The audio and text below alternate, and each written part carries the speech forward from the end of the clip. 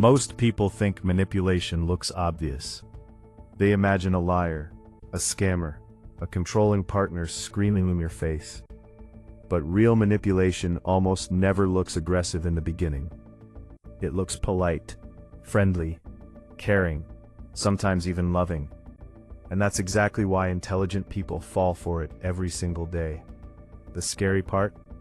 The person manipulating you usually doesn't start by taking your freedom. They start by changing your perception. Slowly, quietly, one conversation at a time. Until one day you wake up exhausted, confused, second-guessing your own thoughts, and wondering how you became someone you barely recognize. So here's the question. What is the number one sign someone is manipulating you? It's not yelling, it's not threats, it's not even lying. The number one sign is this. They make you feel guilty for having normal human reactions. Read that again, because once you see this pattern, you'll start noticing it everywhere. In relationships, friendships, families, workplaces, even online. Manipulators don't want to control your actions first. They want to control your emotional compass. Because if they can make you feel bad for reacting naturally, they can train you to stop trusting yourself completely. Think about how dangerous that is. Imagine someone hurts you. They ignore you for days. They disrespect your boundaries. They embarrass you in front of people.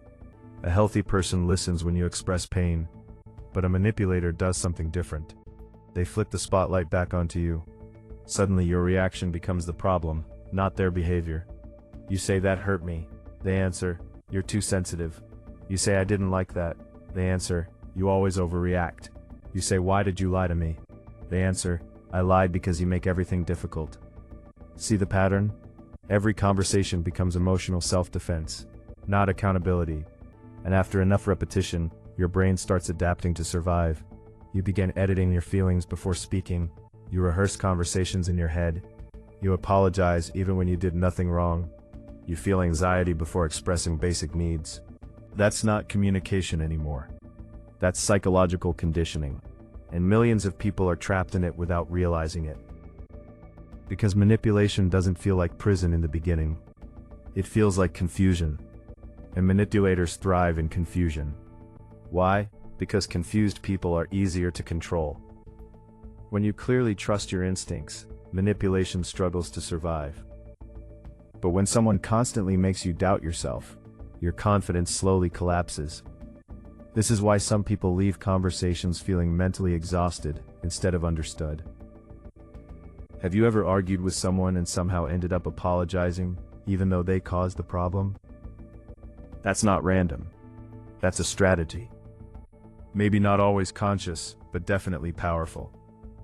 Manipulators understand something most people don't. Emotions influence memory. If they can emotionally overwhelm you, they can reshape how you interpret reality. Suddenly, facts matter less than emotional pressure. And this technique appears everywhere. In toxic relationships, in cults, in abusive friendships, even in corporate environments. A boss humiliates an employee, then says, "I'm only hard on you because I see potential in you." A partner invades your privacy, then says, "If you had nothing to hide, you wouldn't be upset." A friend constantly insults you as a joke, then says, "Relax, you can't take humor." The manipulation is hidden inside emotional reversal. They hurt you, then convince you your pain is the real issue. Now here's where it gets even darker. Over time, manipulation changes your identity. People think manipulation is about losing arguments. It's not. It's about losing connection with yourself. Because every time your emotions get dismissed, your brain receives a message. Your feelings are unreliable. And eventually you stop listening to your intuition entirely. That's why manipulated people often become quieter over time. Smaller over time. More anxious over time. They start asking for permission to feel things that should be natural. Anger, sadness, disappointment, boundaries. The manipulator becomes the emotional authority. And once that happens, control becomes easy. This is why some people stay in toxic situations for years while everyone outside wonders, why don't they just leave? Because manipulation rarely destroys you all at once. It happens gradually, like water slowly eroding stone. One guilt trip, one emotional twist, one moment of self-doubt at a time, until your inner voice becomes so weak that their voice feels louder than your own thoughts. And the worst manipulators are not always loud. Some are incredibly calm, charming, intelligent, socially respected. They know exactly how to appear reasonable while making you feel irrational. That's why victims often struggle to explain what's happening. There are no visible bruises, no dramatic evidence, just a constant feeling of emotional instability. One day you feel loved, the next day you feel worthless. One moment they praise you, the next they withdraw affection completely. This emotional inconsistency is not accidental, it creates dependency, because unpredictable validation is psychologically addictive. Casinos use the same principle. You never know when the reward is coming, so you keep chasing it harder. Manipulators do this emotionally. They mix affection with rejection until you become obsessed with winning back approval that should never have been conditional in the first place. And suddenly you're not acting from confidence anymore. You're acting from fear. Fear of losing them, fear of conflict, fear of abandonment, fear of being misunderstood. That fear becomes the leash. Here's something nobody talks about enough. Manipulators often study your empathy before they control you.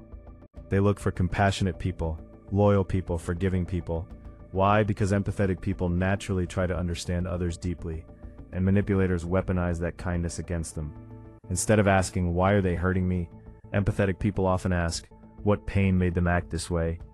And while compassion is beautiful, it becomes dangerous when it replaces self-respect, because understanding someone's trauma does not excuse toxic behavior. Read that again carefully. You can understand someone and still protect yourself from them. But manipulators blur this line intentionally. They make boundaries feel cruel. They make distance feel selfish. They make self-protection feel like betrayal.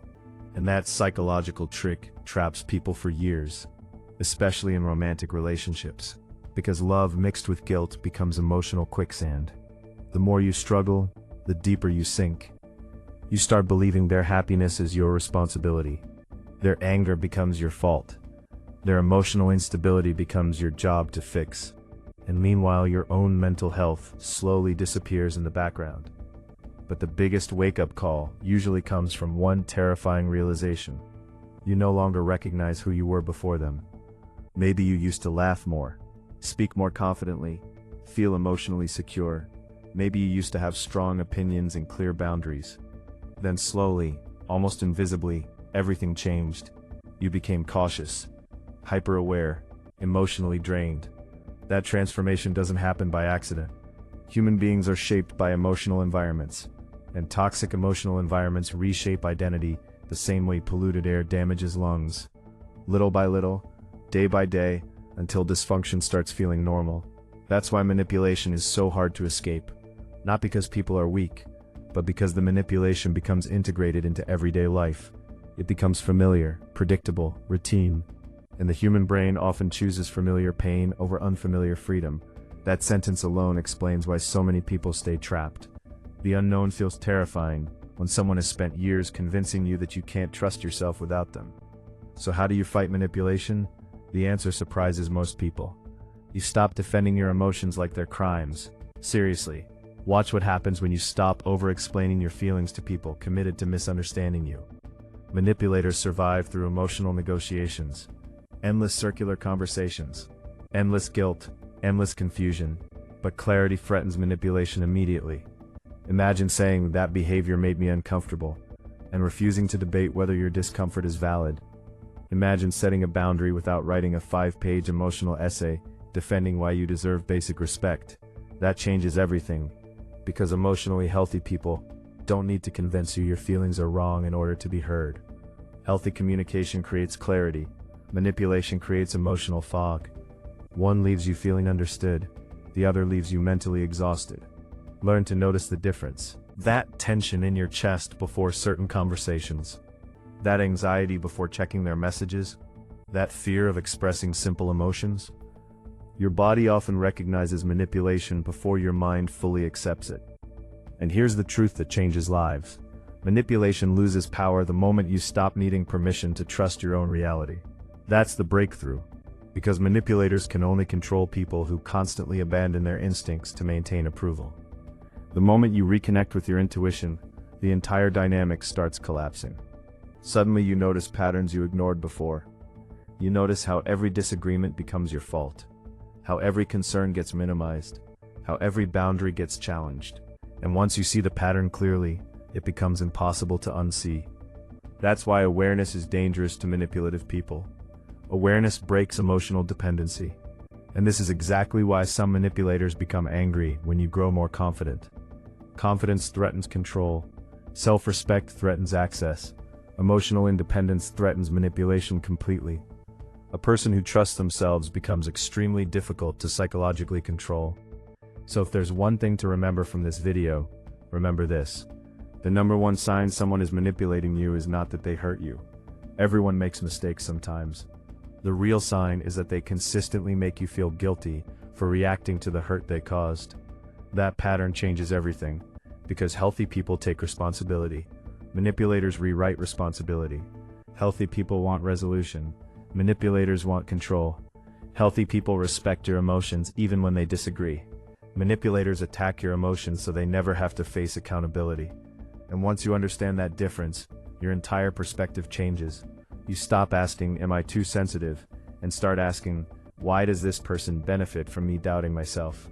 That question alone can save years of emotional damage, maybe even decades. Because the most dangerous manipulation isn't controlling what you do, it's controlling what you believe you deserve. And the moment you realize you deserve honesty, respect, peace, and emotional safety without guilt attached to it, manipulation begins to lose its grip forever.